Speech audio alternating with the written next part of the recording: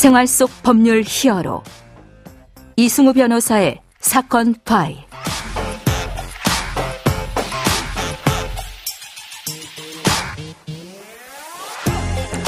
안녕하세요. 이승우 변호사입니다. 각종 사건 사고에서 여러분을 구해드리겠습니다. 오늘 열어볼 사건 파일은 양육비 관련 사건입니다. 이혼을 한 뒤에 전 배우자에게 10년 넘게 양육비를 지급하지 않은 남성이 검찰에 넘겨졌습니다. 이는 전 배우자에게 양육비를 주지 않은 이른바 배드파더가 검찰에 송치된 첫 사례입니다. 사건 파일 오늘 주제는 양육비 집행과 이행 절차입니다. 지금처럼 이제 경제가 어려워질 때 어린 아이들의 생활은 더욱 고달프게 될 수가 있겠죠. 부모의 경제적인 어려움이 아이들의 삶에 영향을 주는 건 어쩔 수 없는 부분이 있습니다. 최소화해야 될 텐데요. 특히 이제 이혼하는 부모 사이의 감정 때문에 어린아이들의 생계 자체가 위협받는 일은 정말로 최소화되어야 할 것 같습니다. 양육비 집행의 현실에 대해서 법무법인 법승 김범원 변호사와 살펴보도록 하겠습니다. 안녕하세요, 변호사님. 네, 안녕하세요. 김범원 변호사입니다. 네.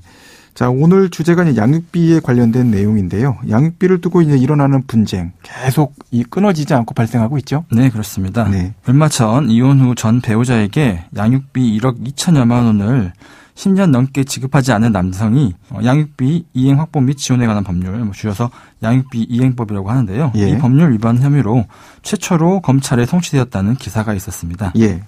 2021년 1월경 개정된 양육비 이행법에서는 법원의 감치 명령 결정을 받았음에도 불구하고 정당한 사유 없이 감치 명령 결정을 받은 날로부터 1년 이내에 양육비를 지급하지 아니한 사람의 경우에 1년 이하의 징역 또는 1천만 원 이하의 벌금에 처한다고 규정하고 있습니다. 예. 양육비를 제대로 지급하지 않는 부모에 대한 처벌할 수 있는 근거를 마련하였고 예. 기사의 사건이 그 첫 번째 처벌 사례가 될 가능성이 높습니다. 예.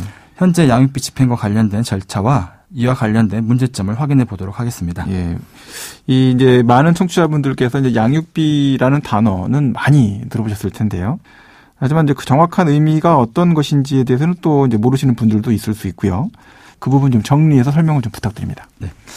이혼 가정의 경우에 예. 미성년 자녀가 있을 때 그 자녀가 성년이 될 때까지 자녀의 성장에 필요한 비용을 양육비라고 합니다. 예.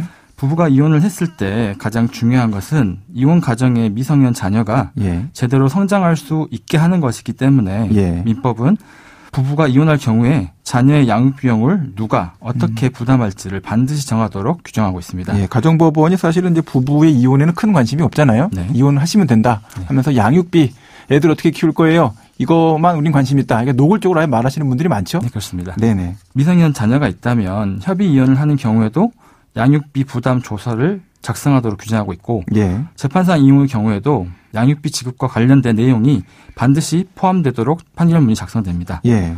이러한 양육비 부담 조서나 판결문 중의 양육비 지급 내용 등은 그 자체로 강제 집행의 근거가 되는 집행 권한이 됩니다. 예.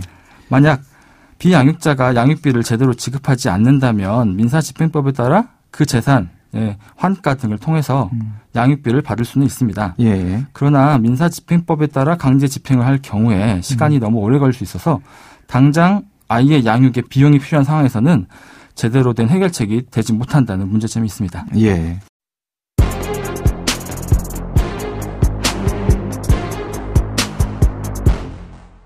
예, 이 양육비 부담 조서를 쓰는 이제 협의혼의 경우에는 특히 양육비를 줘야 되는 쪽에서 양육비를 안 주는 경우가 이제 많이 발생하고 있다. 그래서 문제가 생긴다라고 하셨고, 강제 집행 절차라는 것을 통상적인 그런 뭐 경매라든지 이런 것들을 이용해서 한다면 너무 오래 걸린다. 이런 문제가 있다고 하셨습니다. 자, 이럴 때 양육비 문제 어떻게 하면 받을 수 있습니까? 그래서 가사소송법은 예. 지급받지 못한 양육비를 빠른 시일 내에 지급받을 수 있도록 하는 몇 가지 절차를 규정하고 있습니다. 예. 먼저 비양육자가 제대로 양육비를 지급하지 않는 경우에 비양육자가 뭐 회사에 근무하거나 예. 급여를 받는다면 비양육자가 받을 급여에서 양육비를 공제해서 회사가 직접 양육자에게 양육비를 지급하도록 하는 양육비 직접 지급 명령 절차가 있습니다. 예, 그런데 이제 많은 또 큰 기업들이나 이제 원칙대로 하는 회사들이면 뭐 괜찮을 텐데 급여 자체를 좀 은닉한다든지 또는 급여 중에 일부만 지급 계좌로 넣어주고 나머지는 뭐 현금으로 주세요. 또 프리랜서 계약으로 해주세요. 이런 식으로 해서 이제 돈을 좀 숨기는 이런 경우가 생길 수가 있지 않습니까? 네, 그렇습니다. 이런 경우에 대해서는 이 직접 지급 명령이 제대로 작동할 수가 없는 거죠. 네, 그렇습니다. 네. 숨기는 사람 자체에 대해서 예. 처벌할 수 있는 규정 자체가 있지는 않습니다. 다만 회사나 비양육자가 그 채무를 면탈하기 위해서 같이 공모한 사실이 있다면 예. 강제집행 면탈죄로 처벌받을 가능성은 있습니다. 네. 그다음에 양육비 이행과 관련돼서 이행 명령 자체를 어기게 되면 어떤 절차가 이어지게 됩니까? 네, 양육비를 직접 지급하라는 이행 명령을 법원이 할 수 있는데 만약 예. 이를 어길 경우에는 1천만 원 이하의 과태료를 부과하거나 예. 30일 이내의 기간 동안 비양육자를 감치할 수 있습니다. 예. 또한 양육비 이행법은 가사소송법상의 감치 결정을 받았음에도 양육비를 이행하지 않고 있는 사람에 대해서는 운전면허 정지 처분이나 출국 금지 처분, 명단 공개 등을 할 수 있고 형사처벌도 가능하도록 규정하여 양육비 이행을 확보하기 위한 절차를 마련하고 있습니다. 자, 그럼에도 불구하고 양육비는 미성년인 자녀가 제대로 성장하는 데는 진짜 없어서는 안 되는 그런 돈이지 않습니까?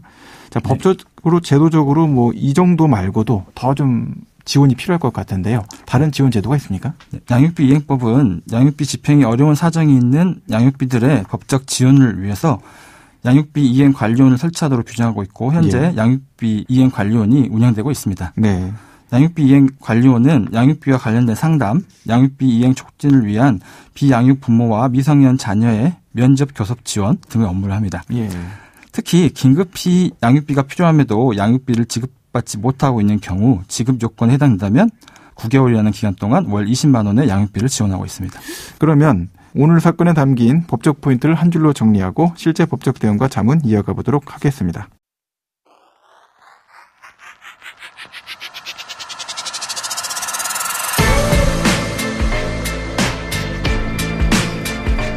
이럴 땐 법대로.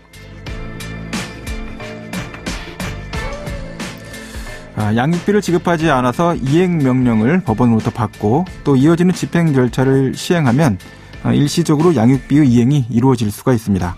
자, 그렇게 되면 후속 절차는 모두 중단이 되는데요. 이 절차가 중단된 시점부터 다시 비양육친, 그러니까 양육을 하지 않는 부모 일방이 양육비를 또 지급하지 않는 상황이 다시 발생할 수가 있습니다. 자, 그러면 양육을 하고 있는 양육자는 다시 양육비 이행 명령을 신청해야 되는 이런 절차를 거쳐야 되는데요. 이게 이제 미성년 자녀가 어리다고 한다면 10년 이상 이런 일이 계속 반복돼야 되는 이런 문제가 발생할 수 있습니다. 자, 극단적으로는 매년 양육비 이행 명령을 신청해야 되는 이런 극심한 시간 소모, 에너지 소모가 발생할 수 있다는 거죠. 자, 그래서 다른 국가 사례 중에서는 사법기관이 아닌 행정부의 행정적 판단으로 양육비 이행에 대한 명령을 할 수 있게끔 하자라고 하는 제도도 있습니다. 이와 같은 내용들을 도입하자라는 의견에 대해서도 국가에서 좀 관심을 갖고 귀 기울여 볼 필요가 있다라고 말씀드릴 수 있겠습니다. 자, 오늘 양육비 이행과 관련된 법적인 내용들을 이야기 나눠봤는데요.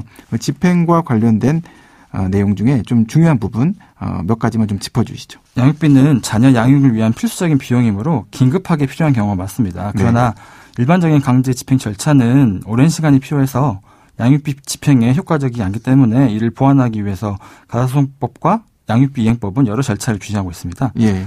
비양육자가 회사 등에서 정기적인 급여를 받아 생활한다면 양육비 직접 지급 명령이 효율적인 이행 확보 수반이 될 수 있으나 그 외의 경우에는 결국 양육비 이행 명령과 이를 위반할 경우의 제재 수단인 감치 결정과 그 이후의 절차인 운전면허 정지 처분, 출국 금지 처분, 형사처벌 등이 가장 효과적인 이행 확보 수단이 될 수 있습니다. 예. 하지만 감치 결정에 이르는 과정이 수월하지 않다는 문제가 있습니다. 비양육자가 위장 전입을 하거나 주거가 확실하지 않다면 법원에 문서가 송달되지 않아 감치 재판 자체가 진행되지 않는 사례가 많기 때문입니다. 예. 그리고 양육비 이행법상의 이행 확보 수단인 운전면허 정지 처분 등과 형사처벌 역시 감치 결정을 받은 사람만을 대상으로 하므로 감치 재판이 진행되지 못한 경우에는 그 실효성이 문제될 수 있습니다. 예. 이러한 문제점을 해결하기 위해서는 법 개정을 통해 감치 결정 자체가 쉽게 이루어질 수 있게 하거나 운전면허 정지 처분이나 형사처벌 등이 감치 결정이 없더라도 이루어질 수 있도록 요건을 완화할 필요성이 있다 할 것입니다. 네, 지금까지 김범원 변호사와 함께했습니다. 오늘 말씀 고맙습니다. 네, 감사합니다. 생활 속 법률 히어로 이승우 변호사였습니다. 내일도 사건에서 여러분들을 구해드릴 사건 파일 함께 열겠습니다.